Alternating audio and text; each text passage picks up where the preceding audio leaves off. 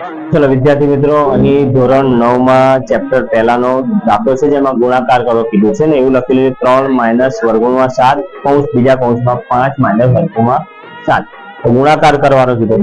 એટલે દાખલા તરીકે આપણે સાધારણ કેવું હોય કે 12 હોય તો 12 ને આપણે કેવી રીતે કરીએ કે 5 વડે ગુણાકાર કરવો છે આ મૂકીએ। એનો મતલબ હવે શું કરશું 5 ને 2 વડે ગુણાકાર 5 જો 10 ને 0 વધી પડે 1 કરો પછી 5 નો 1 જોડે 5 એકા 5 ને 1 6 આવું આપણે કરતા।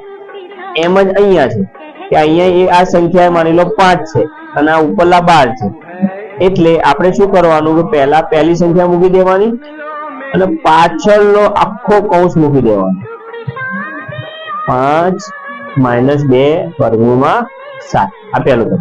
એનો મતલબ આ સંખ્યાનો આ સંખ્યા સાથે ગુણાકાર તો વધી ગઈ 7 વધી તો પાછું 7 ને રાખવાનું વર્ગમૂળ 7 અને ફરી પાછો આખો કૌંસ કરવાનો 5 2 વર્ગમૂળમાં 7 પહેલા 3 મૂકી દીધા પાછલો આખો કૌંસ પછી આગળના 7 મૂકી દીધા પાછલો આખો કૌંસ। હવે આનો ગુણાકાર કેવી રીતે કરવાનો તો 5 નો આની જોડે ગુણાકાર જ્યારે ગુણાકાર કરવાના આવે ત્યારે એક આપણો નિયમ યાદ રાખવાનો સચલી સ એટલે સંખ્યા ની ચ એટલે ચલ ની એટલે નિશાની ત્રણ વસ્તુ બોલતું જવાનું। પેલા સંખ્યા કઈ છે 5 અને 3 અને 5 3 અને 5 નો ગુણાકાર 3 પંચા 15 ગુણાકાર થઈ ગયો। ચ આ બેમાં ચલ છે એટલે એબીસીડી નો આંકડો છે આ બંનેમાં ના કોઈ એબીસીડી નો આંકડો નથી એટલે આનું કોઈ જરૂર ની એટલે નિશાની આગળ 3 વત્તાકાર છે આ વત્તાકાર છે 5 ની આગળ કોઈ નિશાની હોય તો વત્તા કહેવાય ના હોય તો વત્તા વત્તા વત્તા થાય એટલે 15 કેવા આયા વત્તા। હવે અહીંથી આમ એરો માં નામ લઈ લો એટલે હવે આ ભૂલી જવાનું ટાંકી દેવાનું। હવે અહીંયા જોવાનું શું જોવાનું તો 3 અને 2 દેખાય 3 અને 2 નો ગુણાકાર તો 3 દુ 6 સંખ્યા થઈ ગઈ। ચલ ચલ એટલે વર્ગમૂળમાં એબીસીડી નો આંકડો તો કોઈ વર્ગમૂળ હોય એને ચલ કહેવાય તો ચલ શું દેખાય 7 એ મૂકી દીધા।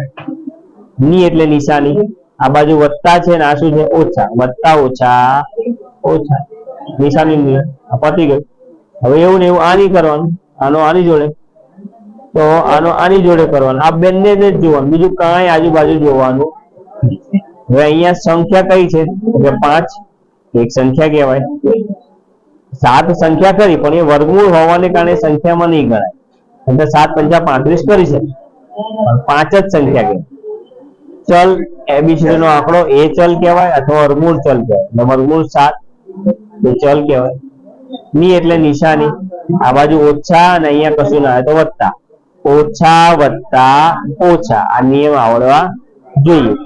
અને હવે છેલ્લું આનો ગુણાકાર આની જોડે તો આ બંધ કરી દેવાનું આને જોવાનું જ। હવે આ બંનેમાં સંખ્યા કઈ તો મને 2 દેખાય છે પછી ચલ કયો તો અહીં વર્ગમૂળ 7 વર્ગમૂળ 7 2 ચલ દેખાય છે તો આપણને નિયમ આવડજો વર્ગમૂળ 7 એટલે વર્ગમૂળ 7 સીધી 49 વર્ગમૂળ અને 49 નું વર્ગમૂળ ફરી બહાર નીકળે તો 7 થાય।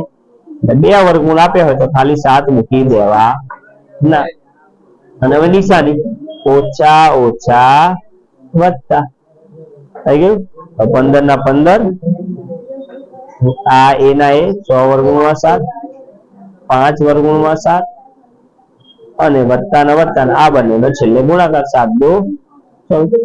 હવે આ સંખ્યા છે અને આ સંખ્યા છે સંખ્યાને સંખ્યા ભેગા આ સંખ્યા કહેવાય આ સંખ્યા કહેવાય આ વર્ગમૂળ છે એટલે આપણે એને ચલમાં ગણીએ આ વર્ગમૂળ છે એટલે એને ચલમાં ગણીએ એબીસીડી ના આંકડા તો વર્ગ 15 અલગ વત્તા 14 અલગ આ ભેગું થઈ ગયું અને ઓછા 7 6 વર્ગમૂળમાં 7 ઓછા 5 વર્ગમૂળમાં 7 આ અલગ 14 વત્તા 15 14 વત્તા 15 કેટલા થાય 29 અને આ નિશાની માઇનસ આઈ માઇનસ સરખી નિશાની સરવાળો આપણો નિયમ સરખી નિશાની સરવાળો કરવાનો અને મોટા નું માન કરવાનું સરવાળો કરે 6 અને 5 11 વર્ગમૂળ 7 એના એ પરિણામ અને એનો સરવાળો થાય આગળની સંખ્યાનો જ થાય અને ઓછા મોટાનું માન આ બંનેમાંથી મોટા કોણ એટલે 6 તેની નિશાની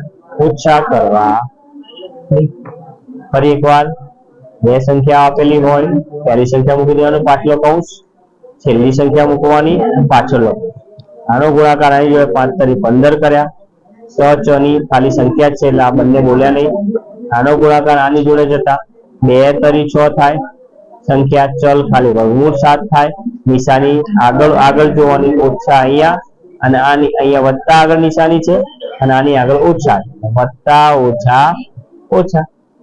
અહીંયા કર્યું તો શું છે તો કે સંખ્યા કઈ, સંખ્યા જોવાનું, સંખ્યા કઈ 5 એટલે 5 મૂક્યા. ચલ કયું તો વર્ગમૂળ 7 2 મૂક્યા. નિશાની કઈ તો આગળ ઓછા, અહીંયા આગળ વત્તા, ઓછા વત્તા ઓછા. અને અહીંયા શું કર્યું છેલ્લું આને ઢાંકી દીધું અને સંખ્યા 2 મૂકી દીધી. વર્ગમૂળ 7 એટલે 70 49 એટલે જવાબ આવે 7. એ મૂકી દીધા. આ સંખ્યા મૂકી, આ મૂકી, આ મૂકી, આ બંનેનો ગુણાકાર મૂકી. આ બંને સંખ્યા ભેગી કરી દીધી અને પાછળ મૂકી દીધી. 14 અને 15 29 થઈ ગયા. અને સરખી નિશાની હોય તો સરવાળો થાય. 6 અને 5 11 કરી દીધા. 7 એના એ જ રહેવા દેવા પડે વર્ગમૂળમાં. અને મોટાનું માન આ બંનેમાંથી કોણ મોટા 6 તો એની નિશાની આ થાય. Thank you very much.